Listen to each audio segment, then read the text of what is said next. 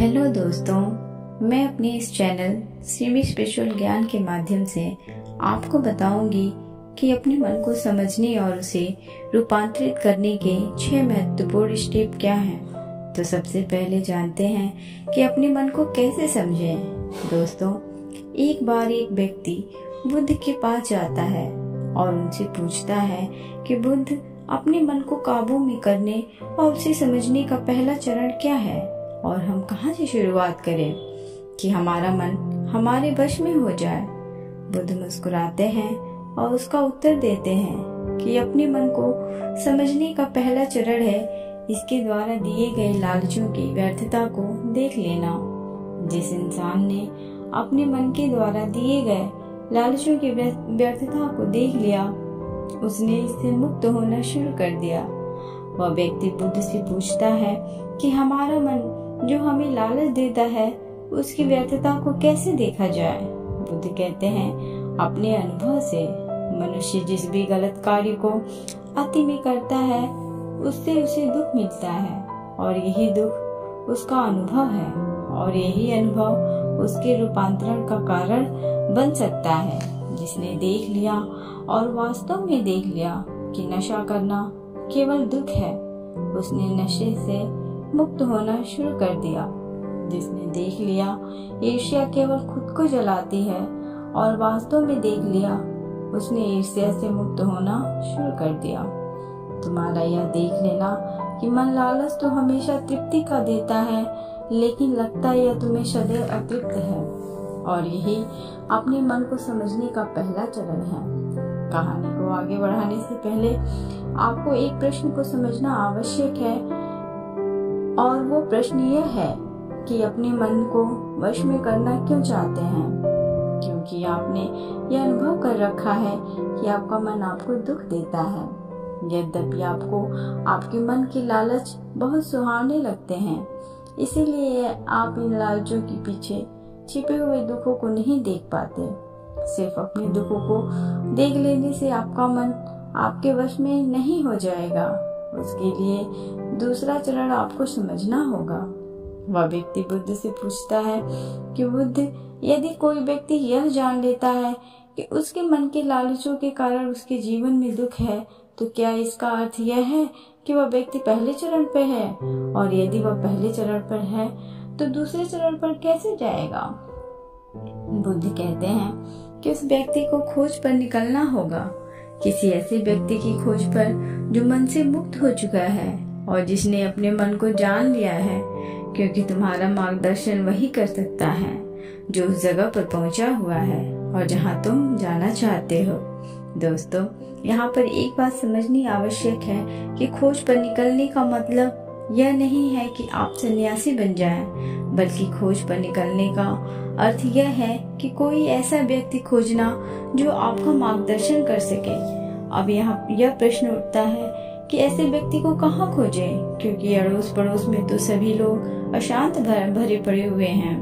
तो इस प्रश्न का उत्तर यह है कि आप ऐसे व्यक्ति को अड़ोस पड़ोस में मत खोजिए, बल्कि इंटरनेट पर खोजिए, क्योंकि इंटरनेट आपको पूरी दुनिया से जोड़ता है।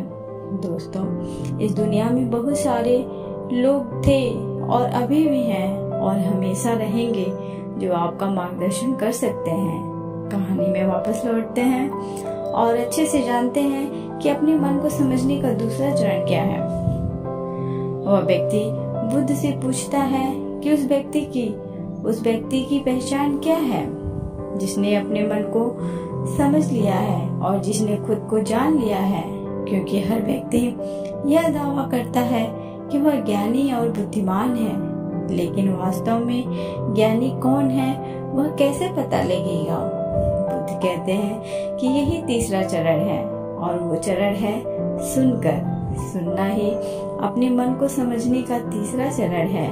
उसके बाद वह व्यक्ति पूछता है कि क्या देखकर यह पता नहीं किया जा सकता, क्योंकि आपको देखकर ही पता लगता है कि आप एक महात्मा हैं। बुद्ध कहते हैं कि देखने में तो कोई व्यक्ति बहुत शांत लग सकता है, लेकिन भीतर से वह क्या है यह उसके शब्द ही बता सकते हैं। लेकिन ध्यान रहे कि शब्दों पर भी एकदम से विश्वास नहीं कर लेना है। किसी भी बात पर विश्वास इसलिए नहीं कर लेना है कि उसे मैंने कहा हुआ है या किसी महात्मा ने कहा हुआ है। किसी भी बात पर आपको विश्वास तब कर लेना है जब वो तुम्हारा अनुभव बन जाए। गौतम बुद्ध के द्वारा कही गई इस बात को मैं आपको थोड़ी और आसान भाषा में समझाने की कोशिश करती हूँ। दोस्तों, कोई कहता है कि ध्यान करना अच्छा है और कोई कहता है कि ध्यान करना बुरा है।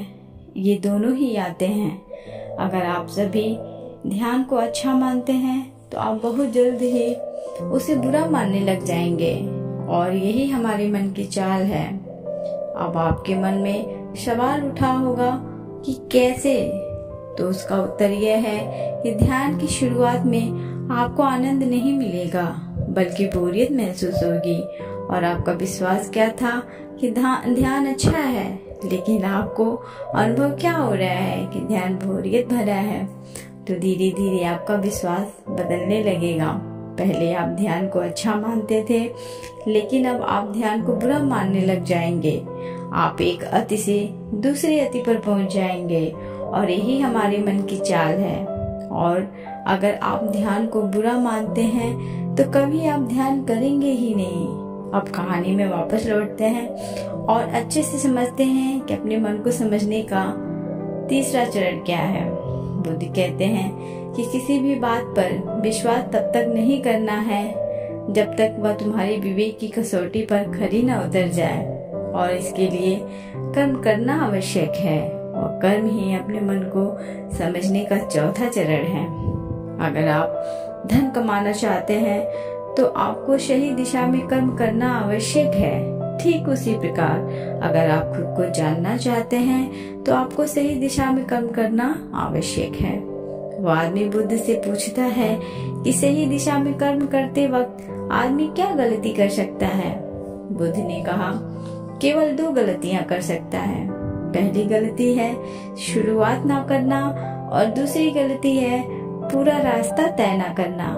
इन दोनों गलतियों के पीछे हमारी मन की चाल होती है।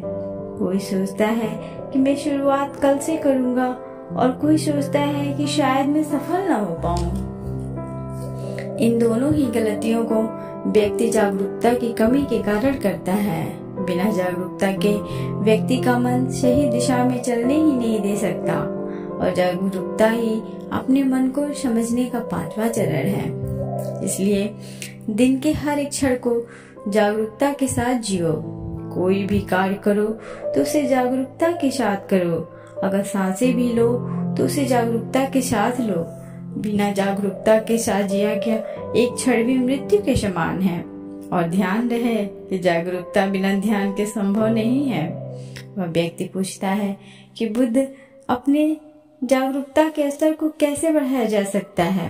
बुद्ध कहते हैं कि ध्यान के द्वारा, और ध्यान ही 6वां चरण है। एक बार आप अपने मन के समझने के 6 चरणों को ध्यान से समझिए।